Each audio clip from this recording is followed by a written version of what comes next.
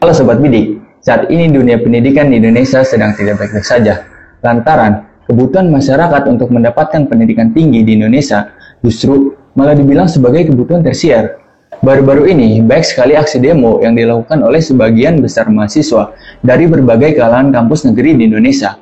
Aksi demo ini dilakukan sebagai bentuk kekecewaan dan perlawanan terhadap pihak kampus dan pemerintahan atas kebijakan kenaikan uang kuliah tunggal yang dirasa sudah tidak masuk akal di sejumlah kampus negeri. Gak tanggung-tanggung, aksi demo yang dilakukan oleh mahasiswa ini gak hanya di sekitaran kampus saja, tapi juga di bawah hingga ke Dewan Perwakilan Rakyat. Dilansir dari Kompas.com, Aliansi Badan Eksekutif Mahasiswa BEM seluruh Indonesia melapor ke Komisi 10 DPR terkait kenaikan UKT ini. Dalam pengaduan tersebut, terdapat beberapa perwakilan mahasiswa dari berbagai kampus negeri di Indonesia yang mengeluhkan bahwa peningkatan UKT di kampusnya masing-masing. UKT di Unsut ini naik melambung sangat jauh tinggi, naik bisa 300 sampai 500%. Contohlah di fakultas saya sendiri, saya dari Fakultas Peternakan, itu yang sebelumnya Rp2.500.000, sekarang naik menjadi 14 juta. Itu tingkatan paling tinggi. Bagaimana kita tidak marah? Sungguh menjadi ironik, di mana menurut Undang-Undang Dasar 1945 Pasal 31 yang berbunyi, tiap warga negara berhak mendapatkan pengajaran dan pemerintah mengusahakan dan menyelenggarakan satu sistem pengajaran nasional yang diatur dengan undang-undang. Justru saat ini malah masyarakat Indonesia dibebankan dengan UKT yang sangat tinggi, sehingga memutuskan cita-cita masyarakat untuk mendapatkan pendidikan yang tinggi. Di tengah huru-hara aksi demo mahasiswa yang menuntut tingginya BUKT, Sekretaris Direktorat Jenderal Pendidikan Tinggi, Riset dan Teknologi Kemendikbudristek, Cicik Sri Cahyandaris, justru memberikan respon yang sangat mengejutkan. Tetapi dari sisi yang lain kita bisa melihat bahwa pendidikan tinggi ini adalah tertiary education, jadi bukan wajib belajar. Artinya tidak seluruhnya lulusan SLTA, SMK itu wajib masuk perguruan tinggi. Waduh, gimana tuh? Pendidikan tinggi yang harusnya menjadi salah satu standar untuk mendapatkan pekerjaan zaman sekarang justru malah disebut sebagai kebutuhan tersier. Terus gimana ya tanggapan dosen Untirta terkait hal ini? Ya, berkaitan dengan UKT ya, atau uang kuliah tunggal ini kan memang selalu menjadi pembahasan di berbagai ranah pendidikan, terutama di pendidikan tinggi. Kenapa selalu menjadi polemik? Karena setiap perguruan tinggi itu punya regulasi tersendiri terkait dengan penentuan besaran UKT. Hanya saja kalau kita cermati ya dari fenomena yang terjadi di Unsut dan juga di UNS, ini juga tidak terlepas dari bagaimana status perguruan tingginya ya.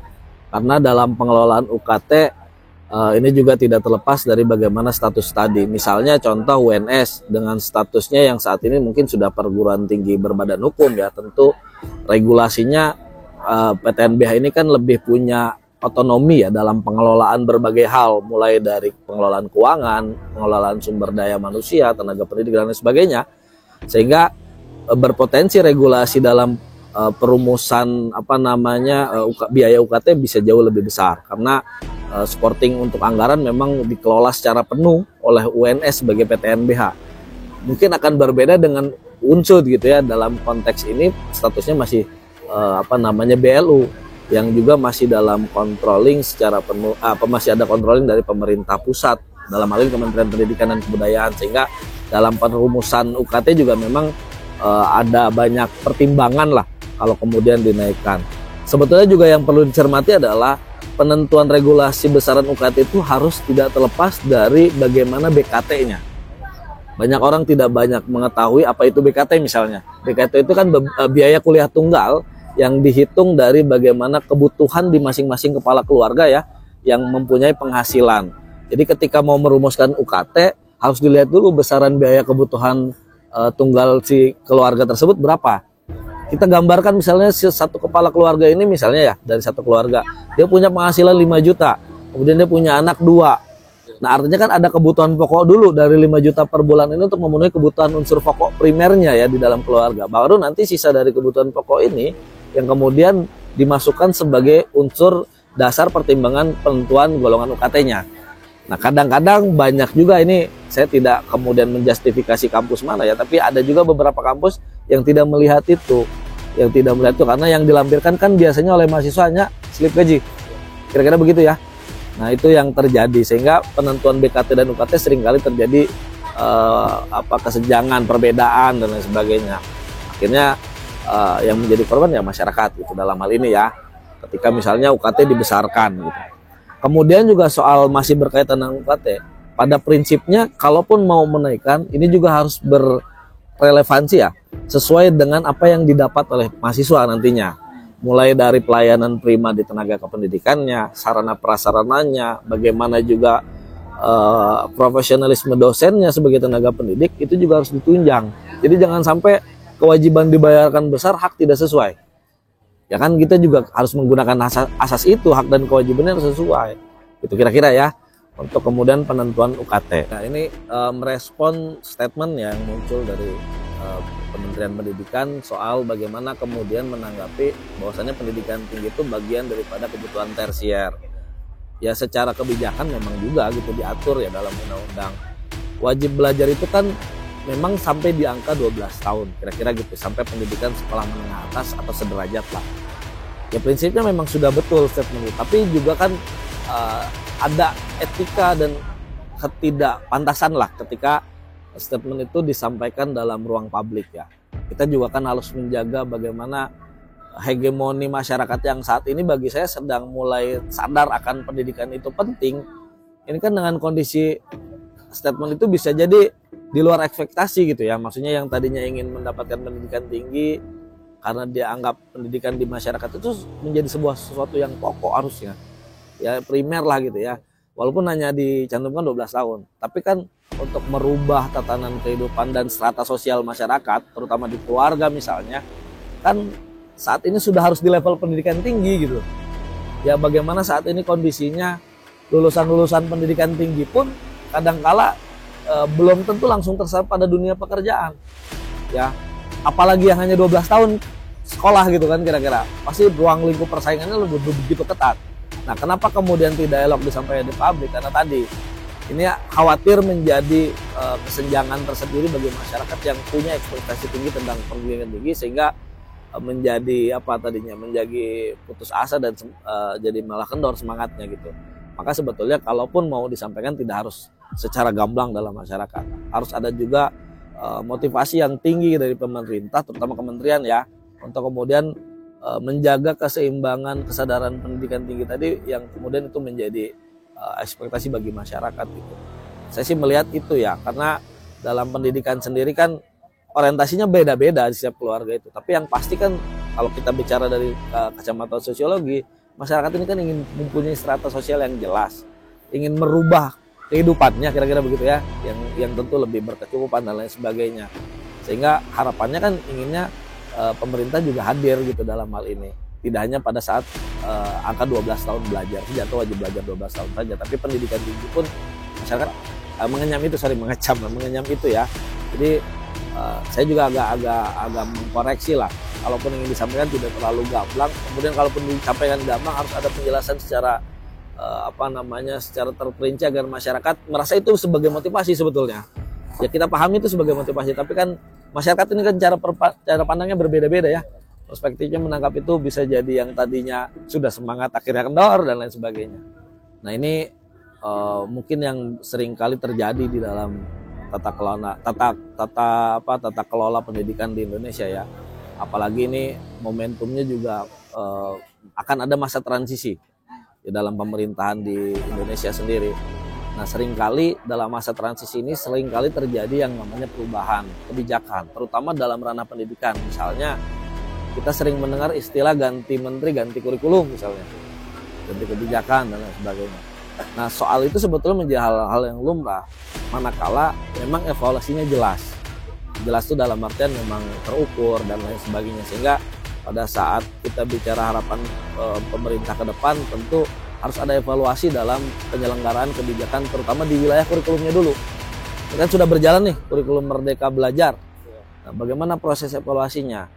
Nah, ketika itu memang perlu adanya perubahan, perlu adanya sesuatu yang harus dirubah dari kurikulum, tentu pemerintah harus juga konsen dalam hal itu, karena kurikulum ini kalau saya analogikan mungkin jantungnya pendidikan juga gitu, karena ini kan menjadi pedoman bersama, tidak hanya pada kelembagaan ya, tapi pada guru, pada anak didik juga. Harapannya ini kurikulum sesuai dengan kebutuhan di masyarakat dan juga perkembangan zaman hari ini ya gitu.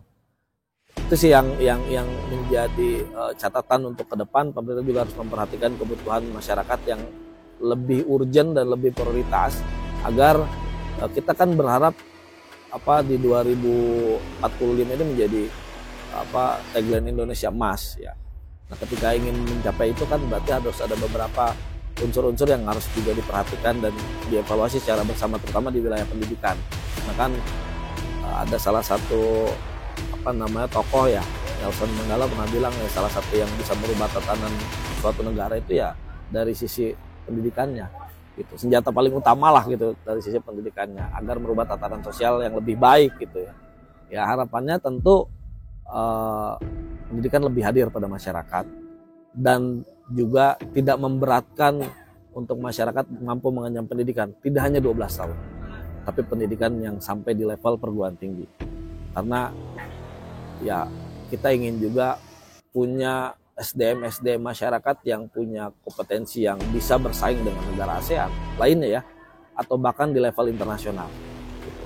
Maka salah satu upaya adalah bagaimana menghadirkan pendidikan tinggi untuk masyarakat. Bahkan harapannya kebijakan wajib 12 tahun itu bisa diganti menjadi wajib belajar tambah 4 tahun, berarti 16 tahun sampai pendidikan tinggi atau sampai sarjana. Harapannya ada perubahan yang lebih signifikan, masyarakat kita lebih cerdas, lebih bisa strata sosialnya bisa lebih tinggi, dan ya tentunya bisa lebih makmur ya dalam kehidupan dan lebih sejahtera lah. Selain itu, Ibu Cicik juga merespon pula alasan mengapa biaya pendidikan di Indonesia masih belum bisa gratis. Mengutip dari laman CNBC, beliau mengatakan biaya perkuliahan harus ditanggung oleh setiap mahasiswa agar penyelenggaraan pendidikan itu sesuai dengan standar mutu. Karena ini adalah tertiary education. Pendanaan pemerintah untuk pendidikan itu difokuskan, diprioritaskan untuk pembiayaan wajib belajar. Karena itu amanat undang-undang. Nah, sehingga bagaimana untuk pendidikan tinggi? Tentunya pemerintah memberikan tetap bertanggung jawab, tapi dalam bentuk bantuan operasional perguruan tinggi negeri yang kita sebut dengan BOPTN. Nah, harusnya idealnya BOPTN itu jumlah yang diberikan itu sama dengan BKT-nya, betul tidak? Kalau pemerintah bisa memberikan pendanaan BOPTN sama dengan BKT, maka pendidikan tinggi itu gratis. Pernyataan Ibu Cicik Sri Cahyandari mengenai statement pendidikan tinggi adalah kebutuhan tersier tentu menuai berbagai perdebatan, karena hal ini dianggap sebagai hal yang dapat menurunkan semangat para generasi bangsa untuk mendapatkan pendidikan yang tinggi. Kemendikbudristek memberikan klarifikasi terkait pernyataan yang cukup menghebohkan tersebut. Dikutip dari Kompas TV, melalui Direktur Jenderal Pendidikan Tinggi, Riset, dan Teknologi, Abdul Haris meluruskan ihwal pernyataan tersebut. Ia mengatakan bahwa pihaknya akan tetap berkomitmen kalau pendidikan tinggi adalah sebuah kebutuhan untuk seluruh masyarakat Indonesia. Catatan terkait hal tersier, kami juga memahami bahwa ini terus terang akan kita coba memanfaatkan bahwa pendidikan ini adalah sesuatu yang utama. Waduh, jadi bingung nih Sobat Dik. Sebetulnya, pendidikan tinggi itu menjadi kebutuhan yang sangat dibutuhkan, atau hanya menjadi kebutuhan tersier saja nih di era sekarang. Presiden mahasiswa Untirta juga turut menanggapi hal ini nih. Memang untuk menyikapi isu yang berkembang hari ini, khususnya terkait PTNBH ya, yang menyebabkan adanya kenaikan terhadap uang kuliah tunggal. Nah ini sebenarnya kan hal yang sangat disayangkan, apalagi statement dari Pak Menterinya langsung, Pak Nadiem Makarim, itu kan kesannya menyakitkan, seolah-olah kuliah ini hanya bisa diakses oleh golongan tertentu saja, tidak bisa diakses oleh semuanya. Karena kan dulu tuh peraturannya udah jelas bahwa UKT mahasiswa itu harus menyesuaikan kondisi ekonominya masing-masing, tidak boleh ugal-ugalan. Namun kan ini kesannya kayak ugal-ugalan gitu, apalagi mengingat kuliah ini bukan wajib belajar, tapi ini adalah pilihan. Cuman secara realistis di lapangan pekerjaan itu kan membutuhkan juga syarat rata-rata minimalnya secara pendidikan S1 ataupun D3. Nah, dengan adanya kebijakan itu, saya pribadi memang dari waktu itu ketika BMKBM Untirta aksi di depan rektorat, itu meminta PTNBH ini ditinjau ulang dan jangan sampai memberatkan UKT mahasiswa.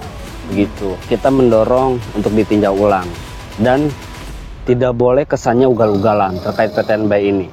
Walaupun secara pandangan kampus mereka melihat PTNBH ini sisi positifnya, tapi justru yang pada hari ini di nasional itu yang berdampak adalah negatifnya dari PTNBH tersebut. Nah, makanya audiensi kemarin Kementerian Pendidikan bersama DPR RI Komisi 10 itu memintakan PTNBH ditinjau ulang kembali.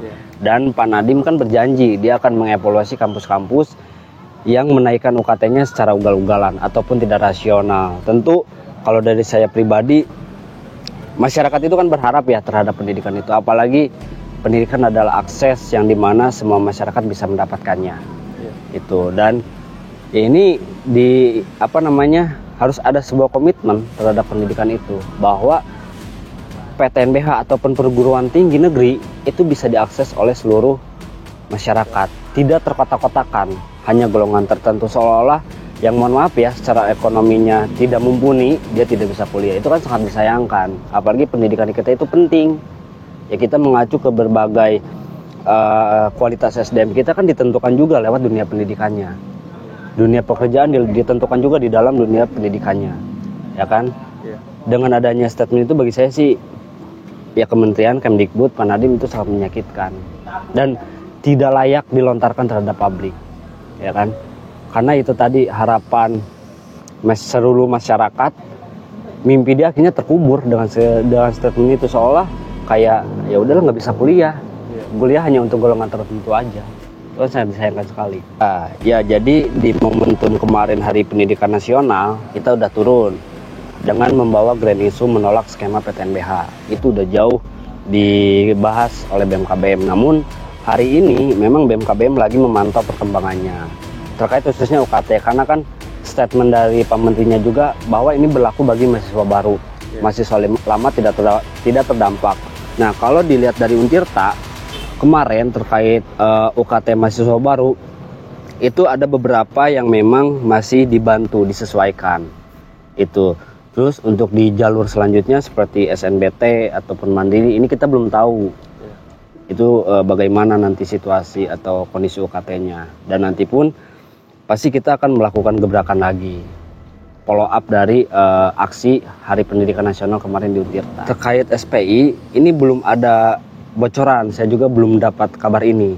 Jadi kita sedang menunggu kebijakan-kebijakan kampus dalam penetapan UKT. BKT udah naik sebenarnya, BKT udah naik, UKT-nya belum ikut semua. Nah, kalau kemarin ketika BMKBM bersama BEM Fakultas itu kan udah audiensi bersama Pak WR2, di mana memang beliau menjawab bahwa ini akan dilakukan peninjauan kembali terkait UKT tersebut. Namun ada beberapa poin juga yang sangat disayangkan oleh BMKBM, karena ternyata tidak semua mahasiswa bisa ditolong. Hanya beberapa aja yang berhasil dibantu itu mahasiswa D3. Yang D3 itu berhasil disesuaikan dengan beberapa mahasiswa lainnya. Nah, kita terus mendorong mereka untuk supaya ya terkait kenaikan UKT ini jangan, tadi yang saya bilang, jangan ugal-ugalan. Kita terus memperingatkan mereka terkait skema-skema soal kampus ke depan nantinya gitu. Jadi saya pun hari ini lagi terus ngecek ya ke teman-teman fakultas khususnya terkait fasilitas dan lain-lain. Terus juga kemarin saya sempat ketemu dengan beberapa pedagang di kantin, karena kan ada terjadi renovasi itu mau dilakukan. Nah, itu pun komunikasi masih terus lanjut. Artinya ya hari ini yang akan dilakukan adalah melihat dulu situasi perkembangan di tiap-tiap fakultas ini bagaimana. Apakah kita ini udah benar-benar merasakan dampak negatifnya dari PTNBH atau bagaimana? Ya, tentu ya kita itu selalu mensuarakan pendidikan ini bisa diakses oleh seluruh masyarakat manapun. Tidak ada kotak-kotakan, itu yang pertama. Karena Bapak pendidikan kita pun kan dulu harapannya seperti itu. Pendidikan ini penting gitu, dan masyarakat harus mudah dalam maksudnya, apalagi secara APBN itu kan ada anggaran khusus buat pendidikan, tapi kenapa pada akhirnya tidak bisa diberdayakan dengan semaksimal mungkin? Kenapa terjadi lagi huru-hara seperti ini? Ya kan, jangankan kita mengharapkan pendidikan gratis, hari ini pendidikan murah aja udah nggak ada, semuanya mahal gitu. Nah ini pun ya semua termasuk saya dengan kampus-kampus lainnya pun tidak ada hentinya untuk terus mensuarakan terkait skema PTNBH ini yang ugal-ugalan gitu. Itu kan udah di warning dari dulu sebelum rame di tahun sekarang, itu tahun-tahun dulu udah dibahas bahwa hati-hati, bahkan terjadinya fenomena mahasiswa gagal kuliah itu kan salah satu dampak dari PTNBH itu. Nah secara nasional pun saya juga lagi lihat lagi perkembangannya, hasil audiensi Kemdikbud dengan DPR RI Komisi 10 itu kan pada akhirnya apa ya, malah melahirkan statement-statement yang menyakitkan gitu. Paling itu sih kondisinya ya untuk saat ini. Intinya itu tadi, karena kan sejatinya kampus itu menara api yang harus mampu menerangi masyarakat. Intinya itu. Terus yang kedua, kita membayangkan aja tanpa adanya pendidikan ataupun masyarakat ini tidak berpendidikan, itu dampaknya akan gimana, ya kan? Makanya penting dibilang pendidikan itu. Cuman yang sangat disayangkan hari ini kebijakannya tidak pro dengan apa yang diinginkan oleh masyarakat, bahkan oleh mahasiswanya itu sendiri gitu. Mereka lucunya tuh kan gini, ini mahasiswa berprestasi loh, mereka nggak mau kuliah, nggak bisa kuliah karena UKT-nya. Itu udah rame juga berita itu. Ini kan yang sangat disayangkan. Dan bahkan Nadiem, Pak Menteri ini kok statementnya seperti itu, nggak bijak. Malah yang pada akhirnya yang menyakitkan bagi masyarakat. Ya. Nah untuk sejauh ini belum ada laporan. Bahkan saya juga di grup para pimpinan BEM Fakultas itu kerap kali saya tanya untuk meng-cross check gimana situasi kondisi maba-mabanya. Apakah memang ada yang mengundurkan atau memang ada yang keberatan sama sekali, dan belum ada laporan itu. Sejauh ini alhamdulillah masih aman.